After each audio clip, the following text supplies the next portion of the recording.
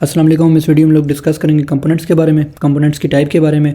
सबसे पहले बात करते हैं कंपोनेंट की। कंपोनेंट बेसिकली हमारे पास एक पीस ऑफ कोड होता है जो कि हमें JSX रिटर्न करता है। JSX हमारे पास combination of JavaScript and HTML है कि HTML के टैग्स के अंदर हम लोग जावास्क्रिप्ट लिख सकें, इनक्लोज को कर सकें। उससे हमारे पास क्या है कि HTML से हमें एक वेब एलिमेंट मिलता है और उसके अंदर हमारे पास जावास्क्रिप्ट अगर लिख रहे हैं तो उससे लॉजिकल ऑपरेशन कोई भी परफॉर्म करना चाहें तो कर सकते हैं। अब हमारे पास एग्जांपल उसकी ऐसे हो सकती है, कोई भी एलिमेंट जो है उसको हम लोग कंपोनेंट कंसीडर कर सकते हैं। जैसे कि हेडर है तो ये कंपोनेंट हो गया। हेडर के इवन अंदर हम लोग एक एक टैब है जो हमारे पास हेडर के अंदर होते हैं, उनको हम लोग सेपरेट कंपोनेंट बना सकते हैं। और कंपोनेंट का बेसिक हमारे पास काम होता है रीयूजेबिलिटी। अब उसके अंदर मैंने एक टैब के लिए कंपोनेंट बना दिया तो मैंने पूरे हेडर के अंदर उसी कंपोनेंट जो मैंने एक टैब के लिए कंपोनेंट बना दिया, मैंने दोबारा उसको कॉल कर लिया जिन्हें मैंने उसके अंदर टैब बनाने हैं। तो मेरे पास एक पीस ऑफ कोड मुझे दोबारा लिखना नहीं पड़ा, इंस्टेड मैंने वो पीस ऑफ कोड जो लिख लिया मैंने कॉल कर लिया।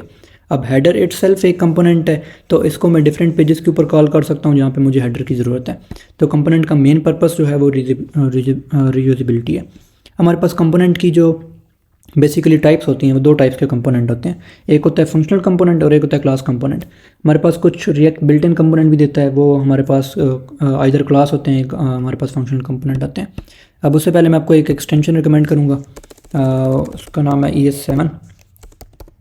ES7 से क्या है कि ये का एक्सटेंशन है, ये आप इंस्टॉल कर लें। इससे आपको फ़ायदा ये होगा कि आपके पास कंपोनेंट जो है बनाने के लिए शॉर्टकट आपको अवेलेबल होगी। हमारे पास कन्वीनियंट ये होता है कि हम लोग एक कंपोनेंट का फोल्डर बनाते हैं और उसके अंदर ही सारे कंपोनेंट्स जो है वो रखते हैं। पहले मैं एक कंपोनेंट बनाऊंगा सिंपल के नाम से। इसको मैं सबसे पहले क्लास कंपोनेंट बना लेता हूँ, सॉरी फंक्शनल कंपोनेंट बना लेता हूँ। RFC आप टाइप करेंगे तो इससे हमारे पास एक फंक्शनल कंपोनेंट जो है वो बन जाएगा। अब ये एक्सटेंशन मैंने आपको बताई है जिससे हमारे पास ये काम होगा। अब ये हमारे पास सिंपल एक फंक्शनल कंपोनेंट है।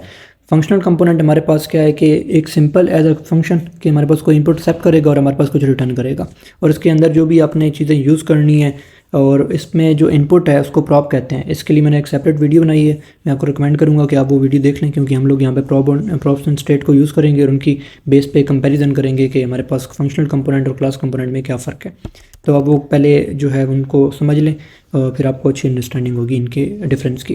वैसे सिंपली यही है, फंक्शनल कंपोनेंट हमारे पास यही है जो आप देख रहे हैं अपेरेंटली कि हमारे पास एक फंक्शन है को जो कुछ एक्सेप्ट करेगा और हमारे पास कुछ रिटर्न करने के लिए हम लोग हर कोई भी कंपोनेंट बना रहे हैं तो उसको हम लोग एक्सपोर्ट करना बहुत ज़रूरी है। उसकी फाइल से हम लोग एक्सपोर्ट करेंगे ताकि दूसरी फाइल में हम लोग इंपोर्ट कर सकें। इसकी मैंने आपको डिटेल बताई थी कि हमारे पास सिंपली ये सिर्फ फाइल रेंडर होती है, इसको रेंडर कर रही होती है हमारे पास index.js फाइल, और इसके अंदर हम लोग ऐप वाली फाइल इंक्लूड कर रहे हैं। ये हमारे पास मेन जो हमारे पास फाइल यही कंसिडर होती है कि हम लोग यहाँ पे कंपोनेंट जो भी बना रहे हैं हमने यहाँ पे इंक्लूड करने हैं। बेसिकली ये फाइल यहाँ से इधर रन जाएगी और इधर से हमारे पास ये वाली फाइल जो है वो ये जो है फाइल बेसिकली ये हमारे पास जो इंडेक्स वाला हमारे पास रूट है, डिव है, उसके अंदर हमारे पास जो भी कंपोनेंट होगी उसको अपेंड कर देगी। तो ये सारा काम ऑटोमेटिकली होगा। आपने जो भी कंपोनेंट बनाने हैं आपने बेसिकली यहाँ पे उसको सिंपली इंपोर्ट कर देना है। तो हम लोग दोनों कंपोनेंट्स का स्ट्रक्चर डिस्कस कर लेते हैं, क्लास कंपोनेंट और फंक्शनल कंपोनेंट का। उसके बाद हम लोग इनके दरमियान डिफरेंस जो है वो देखेंगे। पहली बात ये कि हमारे पास कोई भी कंपोनेंट होगा तो उसका नाम जो है वो कैपिटल लेटर से स्टार्ट होगा। जो मैंने एक्सटेंशन आपको बताई है वो फाइल के नाम से ही कंपोनेंट बनाती है, तो उस फाइल का नाम जो था वो स्मॉल लेटर में था, इसलिए जो है वो कंपोनेंट का नाम स्मॉल में बाय डिफ़ॉल्ट आ गया। लेकिन आपने याद रखना है कि इसका नाम जो है कैपिटल में होना चाहिए।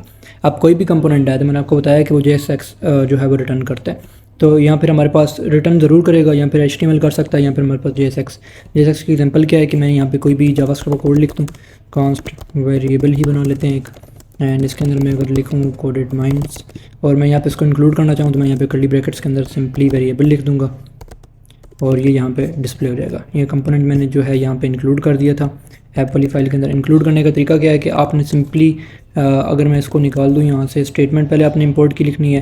अगर आप ऐसा नहीं करना चाहते तो आप सिंपली जो है सिंपल जो है अपना टाइप करें कंपोनेंट का नाम, तो हमारे पास पाथ ऑटोमेटिकली इंक्लूड हो जाएगा एंड देन आप जो है हमारे पास ये कर सकते हैं, उसको इंक्लूड कर सकते हैं। अब हमारे पास कंपोनेंट के अंदर हमारे पास क्या है कि स्ट्रक्चर देखें तो जैसे हमारे पास स्ट्रक्चर फंक्शन का होता है कि उसका एक नाम होता है फंक्शन कीवर्ड एंड देन वो कुछ पैरामीटर एक्सेप्ट करेगा, एक्सेप्ट नहीं भी कर सकता इन केस, लेकिन रिटर्न वो ज़रूर करेगा। JSX रिटर्न करे या JSX जावा सिंपली हमारे पास HTML रिटर्न करे, उसकी एग्जांपल मैंने आपको दे दी है। लेकिन ये must it will return something. और अगर वो हमारे पास इनपुट आती है तो हम लोग उसको प्रॉप्स कहते हैं। प्रॉप्स के लिए मैंने एक और वीडियो बनाई थी प्रॉप्स एंड स्टेट के बारे में, तो आप वो दे सकते हैं। और देखते हैं इसके दूसरा जो हमारे पास कंपोनेंट होता है क्लास कंपोनेंट। अब मैंने RCC टाइप किया तो मेरे पास क्लास कंपोनेंट एक बन गया, लेकिन वही बात कि क्लास कंपोनेंट का नाम जो है हमारे पास कैपिटल में होना चाहिए। अब इसमें और उसमें डिफरेंस ये था मेजर एक कि हमारे पास ये एक्सटेंड हो रही है क्लास कंपोनेंट से, एक हमारे पास इसकी पेरेंट क्लास है कंपोनेंट, वहाँ से एक्सटेंड हो रही है। अब ये हमें फैसिलिटी क्या देती है, मैंने आपको पिछली वीडियो में बताया था प्रॉप्स एंड स्टेट्स के बारे में। उसमें हमारे पास स्टेट्स जो हैं उसको मैनेज करने के लिए हमारे पास फंक्शन के अंदर में क्या करना पड़ता है कि हमें हुक्स यूज़ करने पड़ते हैं, लेकिन क्लास के अंदर हमें ये फैसिलिटी बाय डिफ़ॉल्ट मिलती है। हम इसके लिए क्या करते हैं कि, और साथ दूसरी चीज़ थी प्रॉप, तो प्रॉप यहाँ पे हमारे पास तो समझ में आती है कि फंक्शन में एज अ पैरामीटर एक्सेप्ट हो जाएगी, लेकिन हमने क्लास में कोई इनपुट पास करनी हो तो हम लोग ऐसे पास करते हैं, क्लास का ऑब्जेक्ट बना के उसके कंस्ट्रक्टर में कोई वैल्यू पास करते हैं, तो वो हमारे पास एक किस्म की उसकी इनपुट चली जाती है। अब हमारे पास यहाँ पे वो कंस्ट्रक्टर बन गया और इसकी यहाँ पे हम लोग लिख लेते हैं कि ये एक इनपुट एक्सेप्ट कर रही है जो कि प्रॉप है, और यहाँ पे हम लोग इसके सुपर क्लास का कंस्ट्रक्टर जो है वो क्लास कर लेते हैं जो इसकी पेरेंट क्लास है। अब इससे क्या होगा कि हमारे पास उसकी जो भी इनिशियलाइजिंग है वो हमारे पास कंस्ट्रक्टर के अंदर जो होनी थी वो हो गई है। अब उससे हम लोग क्या क्या यूज़ कर सकते हैं, एक कि हम लोग स्टेट्स जो हैं ये हमें बाय डिफ़ॉल्ट हमें स्टेट की जो है फैसिलिटी देता है। अब यहाँ पे हम लोग स्टेट, मैंने सिंपली दिस स्टार्ट स्टेट से यूज़ किया। दिस हमारे पास प्रॉपर्टी होती है कि हम लोग क्लास के रेफरेंस से कोई चीज़ असेस कर रहे हैं, तो दिस का मतलब ये है कि उसकी पेरेंट क्लास में ये था, यहाँ पे तो हमने ऐसी कोई चीज़ नहीं बनाई, तो इसकी पेरेंट क्लास से हमें स्टेट जो है वो मिल गई। तो स्टेट मैनेजमेंट की फैसिलिटी जो है हमें क्लास कंपोनेंट बाय डिफ़ॉल्ट देता है, उसकी जो क्लास हमारे पास कंपोनेंट्स एक्सटेंड कर रहे हैं वहाँ पर हमारे पास स्टेट मैनेजमेंट की फैसिलिटी होती है। लेकिन क्लास फंक्शनल कंपोनेंट के अंदर हमें स्टेट्स बनानी पड़ती हैं हुक्स के ज़रिए से, यूज़ स्टेट का हुक यूज़ करके। जैसे अगर मैं यहाँ पे आपको एक स्टेट बना के दिखाऊँ, तो अगर मैंने यहाँ पे एक स्टेट बनानी हो सिंपली जैसे काउंटर की मैंने बनाई है, तो मैं यहाँ पे एक उसका पहले नाम लिखूँगा और उसके लिए फंक्शन लिखूँगा कि उसका फंक्शन जो है वो, इसके लिए मैंने एक अलग वीडियो बनाई है यूज़ स्टेट के बारे में, use state and then state का जो मैं इनिशली जो है उसको 0 रख लेता हूँ, और उस काउंटर को मैंने अगर यहाँ पे डिस्प्ले करना है तो ये यहाँ पे डिस्प्ले हो जाएगा।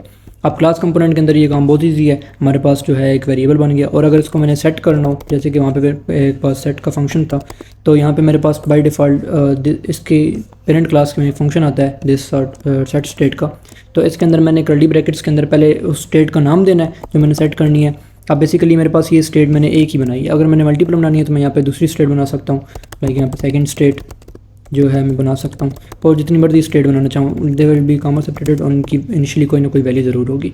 तो मैं बस उस स्टेट का नाम दूंगा यहाँ पे, और उसके अगेंस्ट कोई भी वैल्यू जो मैंने सेट करनी होगी वो मैं यहाँ पे पास कर दूँगा, तो ये मेरे पास सेट कर देगी। अब इसके आगे हम लोग इवेंट हैंडलिंग भी यूज़ करते हैं, और कैसे उनके जहाँ पे हमें यूज़ करना पड़े इसको सेट करने का, तो हम लोग वो देख सकते हैं। वो मैंने एक अलग वीडियो बनाई थी प्रॉप्स एंड स्टेट की, तो मैं यहाँ पे ज़्यादा डीपली डिस्कस नहीं कर रहा इसको। अब हमारे पास जो मेन चीज़ आती है डिफरेंस इन दोनों के अंदर, वो ये होता है कि हमारे पास यहाँ पर हमें बाई डिफ़ॉल्ट कुछ फंक्शनलिटीज़ मिल जाती हैं। फैसिलिटीज़ कौन सी हैं? पहली फैसिलिटी तो हमारे पास ये एक रेंडर फंक्शन है, हमें फंक्शनल कंपोनेंट है इसके अंदर, तो समझ में आती है कि फंक्शन का काम ही ये होता है, बेसिक स्ट्रक्चर उसका ये होता है कि कुछ ना कुछ वो रिटर्न करता है। लेकिन क्लास किस तरह रिटर्न कर सकती है, उसके लिए हमारे पास एक रेंडर का फंक्शन मिलता है। रेंडर का फंक्शन हमारे पास रिस्पॉन्सिबल होता है कि इसने JSX जो है वो हमारे पास रिटर्न करनी है। हमारे पास ये सिंपली एक वो जो है रिटर्न कर रहा है स्टेटमेंट। अब इसके बाद हम लोग, हमारे पास बाकी जो फंक्शन हमें मिलते हैं, अब जैसे ही ये कंपोनेंट हमारे पास वर्चुअल डोम के अंदर ऐड होता है, तो इस फंक्शन के रेंडर होने से पहले हमारे पास यहाँ पे कुछ बिल्ट इन फंक्शंस मिलते हैं हमें पेरेंट क्लास से, जो कि हमारे पास इस फंक्शन के कॉल होने से पहले कॉल होते हैं। लाइक जैसे ही कंपोनेंट हमारे पास वर्चुअल डोम के अंदर माउंट होगा तो एक फंक्शन कॉल होगा, जैसे कहते हैं हम लोग component did mount. Component did mount ये फंक्शन जैसे ही हमारे पास कंपोनेंट माउंट होगा उसके अंदर तो ये कॉल होगा। इसको मैं आपको एग्जांपल एक दिखाता हूँ कि अगर मैं दिस सेट स्टेट जो है, अब इसको मैं यहाँ पे काउंटर की वैल्यू जो है वो अगर मैं 10 कर दूँ, अब मैं काउंटर की वैल्यू यहाँ पे 10 कर रहा हूँ, और यहाँ पे फिर मैं वो वाली वैल्यू डिस्प्ले कर देता हूँ, तो this dot set dot counter. अब मैंने ये वैल्यू वो वाली जो है वो डिस्प्ले कर दी। अब इनिशियली मैंने सेट की 0। अब अगर रेंडर पहले कॉल होगा तो उसकी वैल्यू जो है वो हमारे पास 0 डिस्प्ले होगी, लेकिन अगर बीच में ये इससे पहले रेंडर से पहले ये कॉल होगा तो हमारे पास वैल्यू 10 होगी, जो कि पहले कॉल होता है, और यहाँ पे हमारे पास वैल्यू 10 डिस्प्ले होगी। ये देख सकते हैं आपके, मैंने जो है हमारे पास क्लास कंपोनेंट बाद में यहाँ पे एक मैसेज डिस्प्ले कर देता हूँ ताकि हमें जो है प्रोमिनेंट हो जाए कि क्या डिस्प्ले हुआ है। अब हमारे पास ये क्लास कंपोनेंट साथ में डिस्प्ले हो रहा है 10 के, तो आप देख सकते हैं कि हमारे पास ये फंक्शन, अब ये फंक्शन हमें बहुत यूज़फुल होगा आगे जाके जब हम लोग कोई ऐसा प्री डिफाइन काम करना चाहें कि हम लोग स्टेट्स की वैल्यू जो हैं वो अपडेट करना चाहें based on some API call, या फिर हम लोग ऐसा काम करना चाहें, तो हमारे पास ये जो है स्टेट पे इनिशियली ये फंक्शन कॉल होगा जो हमारे पास स्टेट्स की वैल्यू सेट कर देगा। हम लोग वो काम यहाँ पे नहीं कर सकते। अगर मैं यहाँ पे स्टेट की वैल्यू अगर इधर सेट कर दूँ तो हमें ये इधर ये एक वार्निंग जनरेट करेगा और इसको मैं यहाँ से निकाल दूँ अगर, तो हमारे पास ये जो है एक वार्निंग जनरेट कर रहा है। आप देख सकते हैं कि मैंने यहाँ पे एक वैल्यू जो है उसकी सेट कर दी कंस्ट्रक्टर में 11, लेकिन वो यहाँ पे डिस्प्ले भी नहीं हुई और हमें एक वार्निंग मिल गई कि आप कंस्ट्रक्टर के अंदर उसकी वैल्यू जो है वो अपडेट नहीं कर सकते। तो हमारे पास मेन जो काम है कंपोनेंट इनबाउंड का, ये बेसिकली कॉल होता है रेंडर से पहले, और हमारे पास स्टेट्स जो है हम लोग यहाँ पे इनिशियल वैल्यूज़ जो हैं based on some API call set कर सकते हैं। अब हमारे पास एक और चीज़ कि हम लोग ये स्टेट की अपडेट पे भी कोई फंक्शन चाहते हो कि कोई स्टेट जैसी अपडेट हो तो हमारे पास कोई ना कोई फंक्शन जो है वो कॉल हो। जैसे कि अगर मेरे पास कोई इनपुट एलिमेंट है, इनपुट की बेस पे मैं एक फॉर्म सबमिट करता हूँ, तो मेरे पास कोई ना कोई फंक्शन है जो कॉल होना चाहिए। तो उसके लिए एक फंक्शन है कंपोनेंट डिड अपडेट का। अब इसमें हमारे पास दो इनपुट्स आती हैं। ये फंक्शन जो दो पैरामीटर एक्सेप्ट करता है, एक होता है प्रीवियस प्रॉप के प्रीवियस प्रॉप की वैल्यू क्या थी और प्रीवियस स्टेट की प्रीवियस स्टेट।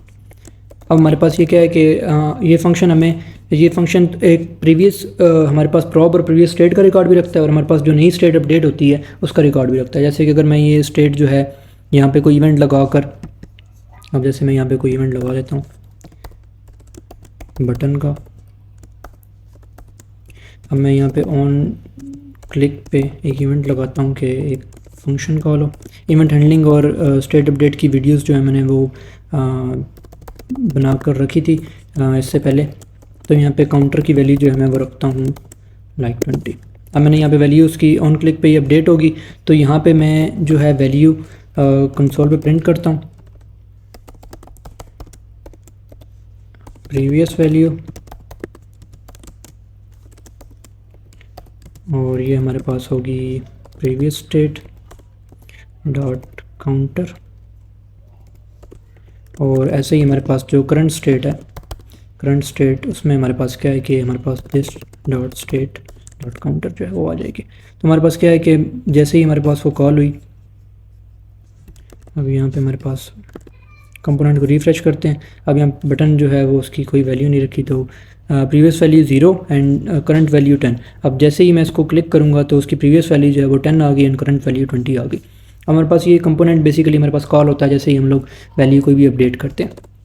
अब इसके बाद हमारे पास जो है तीसरा फंक्शन जो हमें मिलता है वो होता है कंपोनेंट डिड अनमाउंट का। जैसे ये डिस्ट्रक्टर की तरह काम करता है। हमारे पास जैसे ही कंपोनेंट अनमाउंट होता है तो हमारे पास क्या है कि ये वाला फंक्शन कॉल होगा और इसके अंदर जो भी आप मेमोरी फ्री या फिर ऐसा कोई काम करना चाहें जो कंपोनेंट के फ्री होने पे काम करना है तो आप यहाँ पे कर सकते हैं।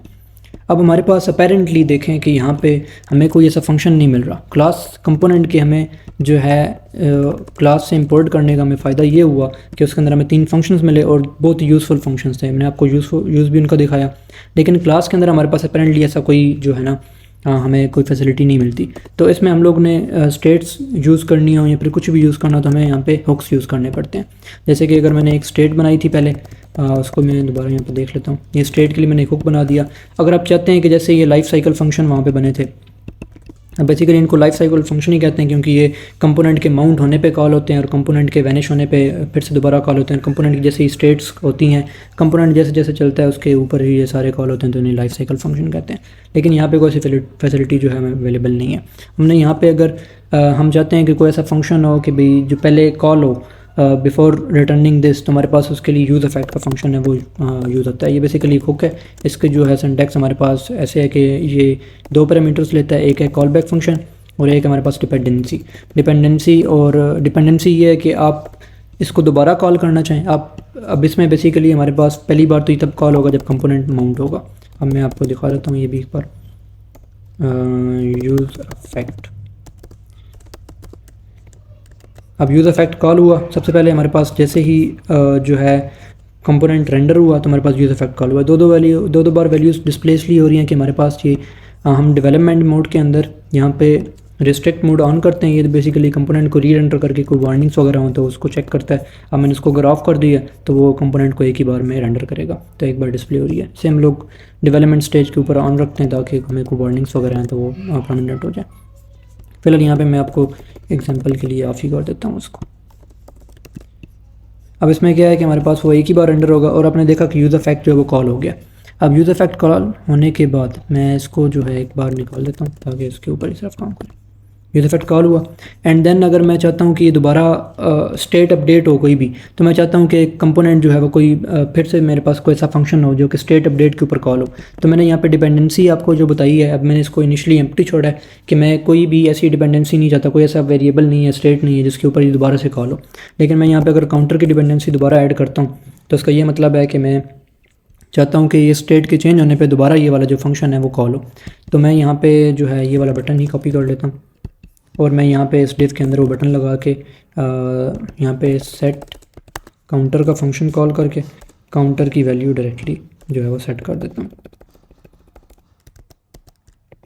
काउंटर की वैल्यू सेट की, इसमें बेसिकली डायरेक्टली मैंने वैल्यूज़ पास करनी है। काउंटर की लाइक 20 पास करूँगा तो वो सेट हो जाएगी। अब यहाँ पे मैंने वो बटन की फिर वैल्यू जो है कुछ नहीं रखी। अब अगर मैंने इसको पहली बार में एक बार कॉल हुआ, बटन क्लिक किया, अब वो दोबारा कॉल हो रहा है। बेसिकली डिपेंडेंसी ऐड करने से क्या हुआ कि वो फंक्शन दोबारा से वो हमारे पास जो यहाँ पे काम कर रहा था डेड माउंट का व डेड अपडेट का, वो हमारे पास बेसिकली यही काम कर रहा है यूज़ इफेक्ट, लेकिन हमने डिपेंडेंसी ऐड कर दी। अब मैं इसके ऊपर क्लिक करूँगा दोबारा, तो देखें अब वो मैंने डिपेंडेंसी निकाल दी तो वो दोबारा से कॉल नहीं होगा। अगर आप चाहते हैं कि कोई ऐसा काम मतलब कि आप अलग किसी एक स्पेसिफिक अब हो सकता है कि आपने इसकी जो इनिशियल रेंडरिंग के ऊपर आपने यहाँ पे 10 APIs को कॉल की हो, लेकिन आपने इस स्टेट के चेन के ऊपर हमारे पास कोई एक ही ऐसी API है जिसने दोबारा से कॉल होना है और दोबारा से हमने इसका जो अपडेटेड वैल्यूज़ हैं वो देखनी है, तो आप उसके लिए एक अलग यूज़ इफेक्ट बना सकते हैं।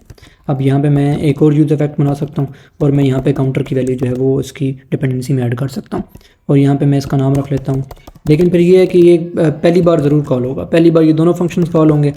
आप देख सकते हैं कि पहली बार मैं दोनों फंक्शंस कॉल हुआ, लेकिन जैसे ही इसकी डिपेंडेंसी अपडेट हुई तो सिर्फ वो वाला फंक्शन कॉल हुआ है, काउंटर वाला। तो इसके लिए आप जो है यूज़ इफेक्ट एक और बना सकते हैं। इसके अलावा बहुत सारे बेशुमार हुक्स हैं। मैं यूज़ इफेक्ट के ऊपर कुछ और जो है यूज़ इफेक्ट को यूज़ करते हुए जो मिस्टेक्स होती हैं और यूज़ इफेक्ट के ऊपर एक डिटेल वीडियो बना दूंगा, वो लोग आप वो आप देख सकते हैं।